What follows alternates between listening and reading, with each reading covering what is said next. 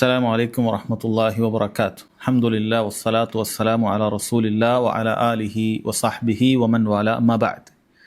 Social മീഡിയയിൽ നമ്മളൊരു വിഷയം വളരെ ഗൗരവമുള്ള അഥവാ അല്ലാഹു സുബ്ഹാനഹു വ തആലക്ക് വളരെയധികം കോപമുള്ള അള്ളാഹുവിൻ്റെ ലഅനത്തുണ്ട് എന്നറിയിച്ച ഒരു കാര്യം അഥവാ ഖബറുള്ള മസ്ജിദുകളിൽ വെച്ച് നിസ്കരിക്കുക എന്നുള്ള വിഷയം പറഞ്ഞപ്പോൾ ചില ആളുകൾ പരിഹസിച്ചുകൊണ്ട് സുന്ന ക്ലബ്ബ് എന്നൊക്കെ പേരിട്ട് യഥാർത്ഥത്തിൽ പരിശോധിച്ച് നോക്കുമ്പോൾ ഒരുപാട് ബിദ്അത്തുകളാണ് അവർ അതിൽ പ്രചരിപ്പിച്ചുകൊണ്ടിരിക്കുന്നത്. അതുകൊണ്ട് സുന്ന ക്ലബ്ബ് എന്നല്ല ബിദ്അത്തിൻ്റെ ക്ലബ്ബ് എന്ന് ഇടുന്നതായിരിക്കും ഒന്നുകൂടി നല്ലത് എന്ന് തോന്നുന്നു. എന്ത് തന്നെയായാലും നമ്മളെ വിഷയം അവർ ചോദിക്കുന്നത് അപ്പോൾ മസ്ജിദ് നബവിയോ എന്നാണ്.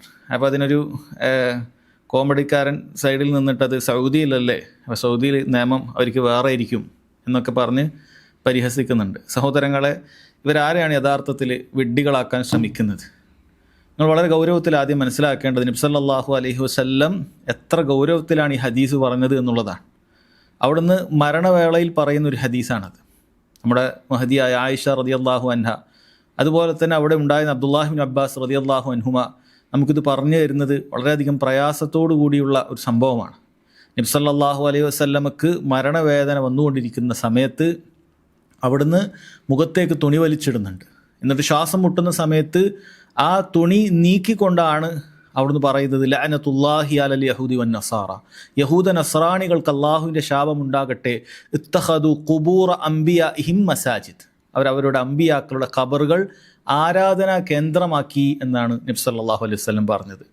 അവിടുന്ന് ആ ഖബറുകളെ ആരാധിച്ചു എന്ന് പറഞ്ഞിട്ടില്ല, ഖബറിന്മേൽ സുജൂദ് ചെയ്തു എന്നും അവിടുന്ന് പറഞ്ഞിട്ടില്ല, അല്ലെങ്കിൽ ഖബറിനെ കിബിലയാക്കിയതാണ് എന്നും ഈ ഹദീസിൽ പറഞ്ഞിട്ടില്ല.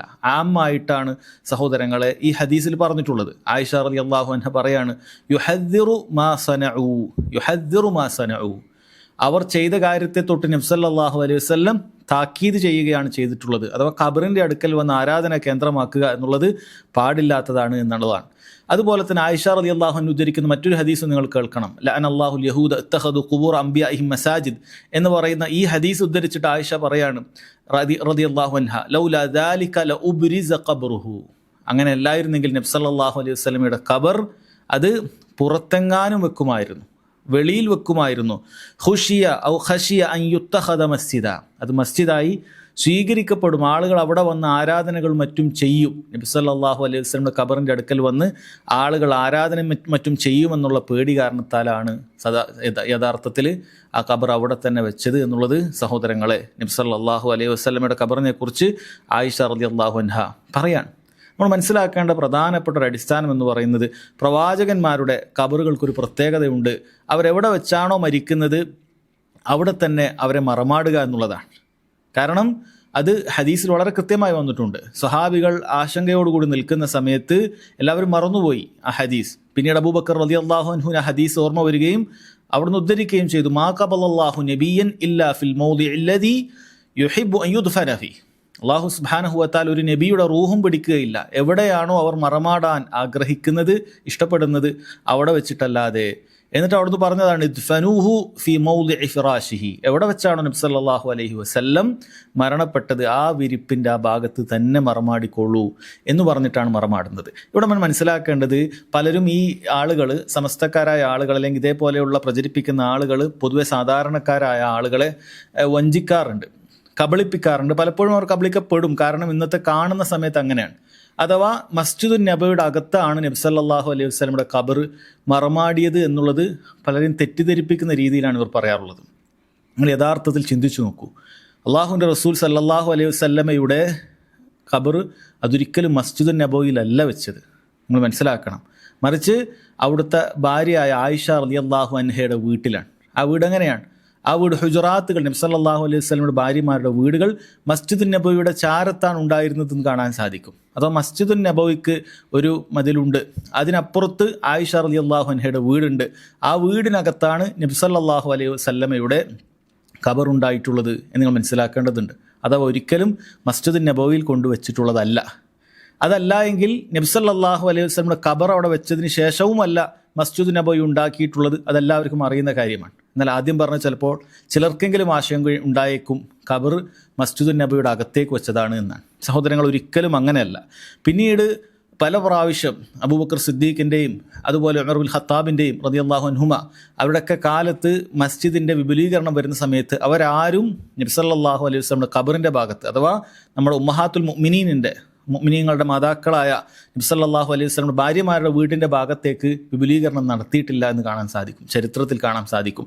പിന്നീട് ഒരുപാട് കാലങ്ങൾക്ക് ശേഷം ഹിജ്റ 92-ലൊക്കെയാണ്, അഥവാ സ്വഹാബികൾ ആരുമില്ലാത്ത കാലഘട്ടത്തിലാണ് വലീദ് ബിൻ അബ്ദുൽ മലിക് റഹിമഹുല്ല എന്ന് പറയുന്ന ഭരണാധികാരി ആദ്യമായി മസ്ജിദുൻ നബവിയുടെ വിപുലീകരണം ആ ഭാഗത്തേക്ക്, അഥവാ ഇന്ന് നബി സല്ലല്ലാഹു അലൈഹി വസല്ലമയുടെ ഖബറുള്ള ആ ഭാഗത്തേക്ക് അത് കൊണ്ടുപോകുന്നത് എന്ന് കാണാൻ സാധിക്കും.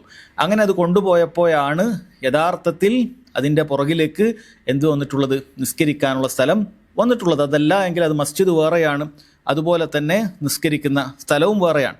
അഥവാ സഹോദരങ്ങളെ, നിങ്ങൾക്ക് കാണാൻ സാധിക്കും നബി സല്ലല്ലാഹു അലൈഹി വസല്ലമയുടെ മസ്ജിദ്, ഞാൻ ഏകദേശം അതിൻ്റെ സ്കെയിലിലല്ല വരക്കുന്നത്, നിങ്ങൾ മനസ്സിലാക്കുക. നബി സല്ലല്ലാഹു അലൈഹി വസല്ലമയുടെ മസ്ജിദ് ഇങ്ങനെയാണെങ്കിൽ ഇത് ഖിബലയുടെ ഭാഗമാണ്, ഇത് ഖിബലയുടെ ഭാഗമാണ്, ഈ ഭാഗത്താണ് ഖിബല ഉള്ളത്. ഇത് നബി സല്ലല്ലാഹു അലൈഹി വസല്ലം മസ്ജിദ് ഇവിടെയാണ് എങ്കിൽ ഇപ്പുറത്താണ് ആയിഷ റളിയല്ലാഹു അൻഹയുടെ വീട് വരുന്നത്, അവിടെ വെച്ചാണ് നബി സല്ലല്ലാഹു അലൈഹി വസല്ലം വഫാത്താകുന്നത് എന്ന് കാണാൻ സാധിക്കും. പിന്നീട് ആദ്യ കാലഘട്ടത്തിലുള്ള വിപുലീകരണം ഈ ഭാഗത്തേക്കും മറ്റുമൊക്കെയാണ് ഉണ്ടായിട്ടുള്ളത്. പിന്നീട് ഈ ഭാഗത്തേക്കുമൊക്കെ വിപുലീകരണം വന്നു. പിന്നീട് ഈ പറഞ്ഞ വിപുലീകരണം വരുന്ന സമയത്ത് ഹിജ്റ 90-കൾക്ക് ശേഷം വരുന്ന സമയത്ത് ഈ ഭാഗത്തുകൂടി വിപുലീകരണം വരുമ്പോഴാണ് യഥാർത്ഥത്തിൽ ഈ വീട്, ആയിഷ റളിയല്ലാഹു അൻഹയുടെ വീട്, അത് നബി സല്ലല്ലാഹു അലൈഹി വസല്ലം മസ്ജിദിൻ്റെ അകത്തേക്കാകുന്ന രൂപത്തിൽ തോന്നിയിട്ടുള്ളത്. അപ്പോൾ പോലും നിങ്ങൾ മനസ്സിലാക്കേണ്ടതുണ്ട്, മഹാന്മാരായ അന്നത്തെ ഭരണാധികാരികൾ ഉമർ ബിൻ അബ്ദുൽ അസീസ് റഹിമഹുല്ലയെ പോലുള്ള ഭരണാധികാരികൾ എന്ത് ചെയ്തിട്ടുണ്ട്, ഈ ഭാഗത്തേക്ക് ആളുകൾ ഇവിടെ നിസ്കരിക്കുന്ന സമയത്ത് ഇതൊരു ഖബറിലേക്ക് തിരിയുന്ന രൂപത്തിലേക്ക് ആക്കാതിരിക്കുന്നതിന് വേണ്ടിയിട്ട് അവർ ഒരു കോണ് രൂപത്തിൽ അതിനു ചുറ്റും ഒരു കെട്ടിടം ഉണ്ടാക്കിയത് കാണാൻ സാധിക്കും. ശരിക്കും പറഞ്ഞാൽ ഒരു പെൻഡഗണ്ട ഷേപ്പിൽ അതിൻ്റെ പുറകു വശത്തേക്കാണ് ഒരു കോണ് പോലെ, അഥവാ ആളുകൾ അതിലേക്ക് തിരിഞ്ഞ് നിസ്കരിക്കുന്ന രൂപത്തിലേക്ക് ആകാതിരിക്കുന്നതിന് വേണ്ടിയും മറ്റുമൊക്കെ അവർ ആ രൂപത്തിൽ പണിഞ്ഞത് കാണാൻ സാധിക്കും.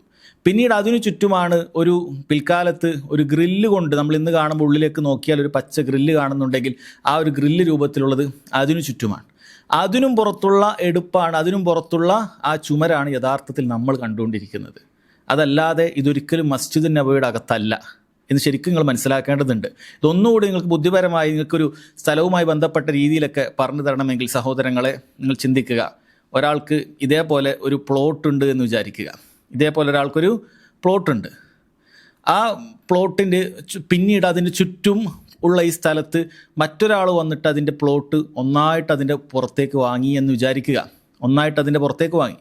ഈ പറയുന്ന ഭാഗം ഉദാഹരണത്തിന് ഇത് സെയ്ദിൻ്റേതാണ് എന്ന് നിങ്ങൾ വിചാരിക്കുക. ഇത് സെയ്ദിൻ്റേതാണ്. പുറത്തുള്ള ഒരാൾ, വേറൊരാൾ വന്നിട്ട്, ഒരു അബൂബക്കർ വന്നിട്ട് ഈ സ്ഥലം മുഴുവൻ വാങ്ങിയെന്ന് വിചാരിക്കുക. ഇത് അബൂബക്കറിൻ്റെ സ്ഥലമാണ് എങ്കിൽ ഇതിപ്പോൾ പുറത്തുള്ള സ്ഥലം അബൂബക്കർ വാങ്ങിയതിനാൽ ഉള്ളിലുള്ള ഈ സെയ്ദിൻ്റെ സ്ഥലം അത് അബൂബക്കറിൻ്റേതാണ് എന്നാരെങ്കിലും പറയും? ഇത് അബൂബക്കറിൻ്റെ സ്ഥലത്തിൽ പെട്ടതാണെന്ന് പറയുമ്പോൾ ഇല്ല, അത് സെയ്ദിൻ്റെ സ്ഥലമാണ്, അതിന് ചുറ്റും അബൂബക്കർ വാങ്ങിയിരിക്കുന്നു. പക്ഷേ സെയ്ദിൻ്റെ സ്ഥലം അത് ഉള്ളിൽ തന്നെ ഉണ്ട് നിങ്ങൾ മനസ്സിലാക്കണം. ഇതുപോലെ തന്നെയാണ് നബി സല്ലല്ലാഹു അലൈഹി വസല്ലമയുടെ മസ്ജിദ് വിപുലീകരണം വന്നപ്പോൾ ആ വീട്, നബി സല്ലല്ലാഹു അലൈഹി വസല്ലമയുടെ ഖബർ കിടക്കുന്ന ഭാഗം അതിനുള്ളിലായി തോന്നിയിരിക്കുകയാണ്. അതല്ലാതെ ഒരിക്കലും മസ്ജിദുൻ നബവിയിലേക്ക് ഖബർ മയ്യിത്ത് കൊണ്ടുവച്ചിട്ടില്ല. നബി സല്ലല്ലാഹു അലൈഹി വസല്ലമയെ ഖബർ അടക്കിയിട്ടുള്ളത് മസ്ജിദുൻ നബവിയിലല്ല. അത് ദീർഘകാലം സഹാബികൾ ജീവിച്ചിരിക്കുന്ന കാലത്തോളം അതങ്ങനെ മസ്ജിദിൻ്റെ പുറത്ത് തന്നെയായിരുന്നു എന്നാണ്. എന്തുകൊണ്ടാണ് അങ്ങനെ പുറത്ത് തന്നെ അവിടെ തന്നെ വെച്ചത്? നമ്മൾ പറഞ്ഞു, അമ്പിയാക്കൾക്കൊരു പ്രത്യേകതയുണ്ട്.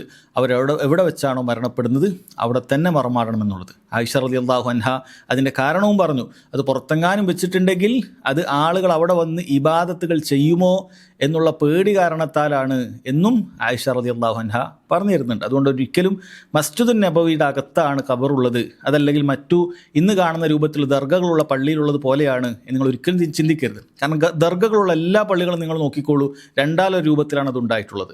ഒന്നുകിൽ ഒരു മനുഷ്യൻ അവിടെ മരിച്ചു കഴിഞ്ഞാൽ അതിനു ചുറ്റും ഇങ്ങനെ എടുപ്പുകൾ ഉണ്ടാക്കി അത് മസ്ജിദാക്കി തീർക്കുന്ന ഒരു പതിവ് അങ്ങനെ ഉണ്ടാകാറുണ്ട്. അതല്ലെങ്കിൽ ഒരു മസ്ജിദിനകത്തേക്ക് ഒരു മഹാൻ മരിച്ചു കഴിഞ്ഞാൽ അയാളെ കൊണ്ടുപോയി അവിടെ മറമാടാറുണ്ട്. ഈ രണ്ട് രൂപത്തിലുള്ളതും നമുക്ക് കാണാൻ സാധിക്കും. ഈ രണ്ട് രീതിയിലുമല്ല മസ്ജിദുൻ നബവി ഉള്ളത്. അതുകൊണ്ട് സാധാരണ ദർഗകളെപ്പോലെ ഒരിക്കലും മസ്ജിദുൻ നബവിയെ കാണരുത്, അങ്ങനെ തെറ്റിദ്ധരിപ്പിക്കാൻ ശ്രമിക്കരുത്, ആളുകളെ വഞ്ചിക്കരുത് എന്ന് വളരെ ഗൗരവത്തിൽ ഓർമ്മപ്പെടുത്തുകയാണ്.